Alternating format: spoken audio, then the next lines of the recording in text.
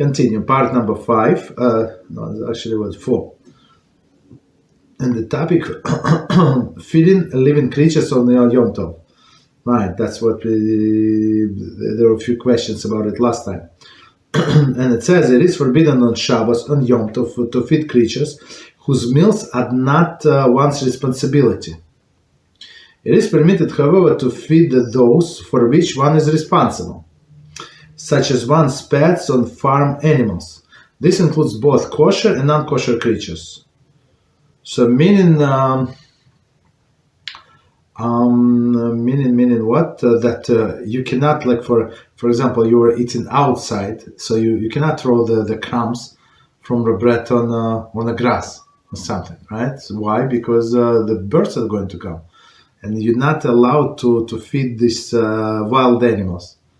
So of course the famous question is, I'm not sure where is it coming. I mean, coming soon. I lost track of time, but this on one Shabbos, I mean, it's proper to do it before, not on Shabbos, but before Shabbos, we actually put out some bread for birds, right? As I remember, so that they ate this man in the desert when people tried to provoke HaShem, right? And they said, "Oh, on Friday is not going to be man, so on Shabbos is not going to be man." So they took man for whatever they collected on Friday and tried to put out like in the wilderness on Shabbos. So like and see HaShem did not say the truth. So and birds came and they actually ate everything. So in memory of that, we put out this on this Shabbos. We put out these crumbs. But the issue, not crumbs, but bread, right? Pieces of bread. So, but the issue is exactly this. So you're going to feed these wild animals, and you're not allowed to, right? Okay. So let me see if they're going to mention. And second issue is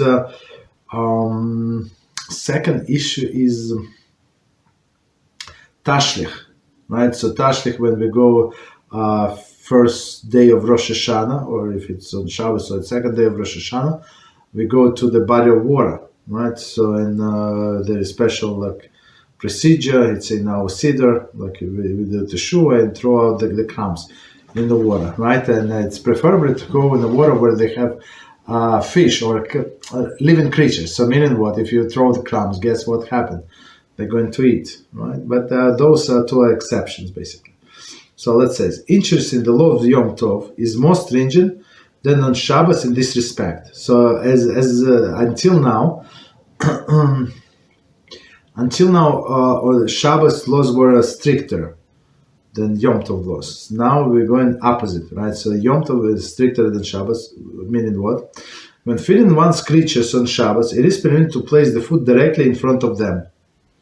On Yom Tov, it is forbidden to place food directly in front of the kosher creatures that is not trapped. Rather, one must place the food at a slightly distance. This restriction was imposed by the rabbis to serve the reminder that it is forbidden to trap the creatures on Yom Tov.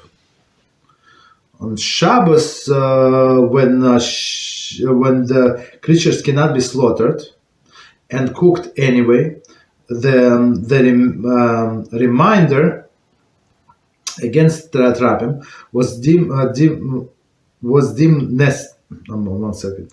No reminder against the trapping was deemed necessary. This restriction does not apply to non-kosher animals, for there is no concern that one may trap creatures that one cannot eat on Yom Tov. Likewise, it does not apply to creatures that are considered trapped. One may place the food directly in front of such creatures. So let's do it again and try to understand, because it's not so simple. But the logic is, before we continue in detail, so the logic is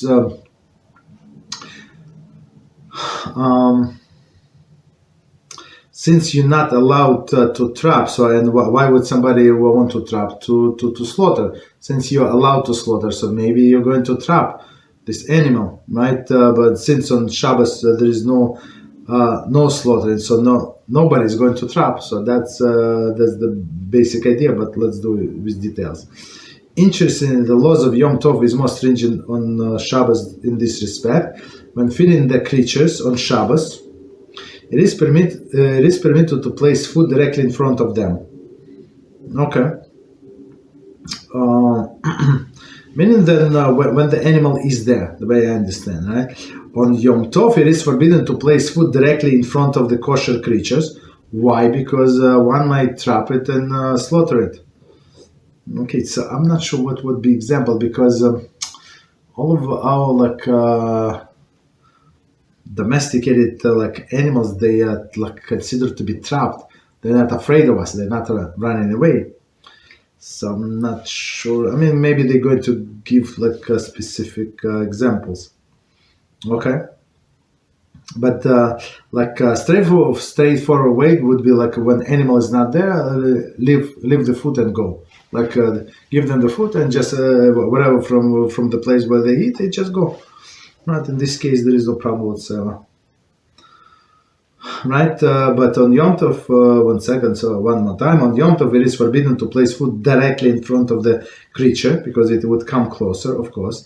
That is not trapped. Again, I don't have a good example what is not trapped. I mean, they all know you and they all trap. They trap meaning they would try to run away. Okay. Rather, one must place the food in a slight distance. Right, it's a reminder to ourselves. This restriction was imposed by the rabbis to serve a reminder that it is forbidden to trap creatures on Yom Tov. Right, so why will you trap? Because you are allowed to slaughter. On Shabbos, when creature cannot be slaughtered and cooked anyway, no reminder against the trapping was deemed necessary. Okay, so Shabbos there is no such an issue. Again, this restriction does not apply to not kosher animals. So, I mean, you have a dog or a cat or something, right?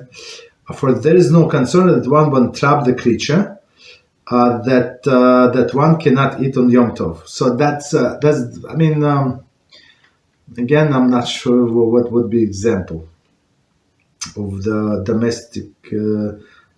domesticated animals that is not trapped. They're not, they're afraid of you or something. Otherwise, it does not apply to creatures that are considered trapped. Okay. Considered trapped. Meaning, one may place the food directly in front of these creatures. Okay. So you have a cow or you have a goat or something.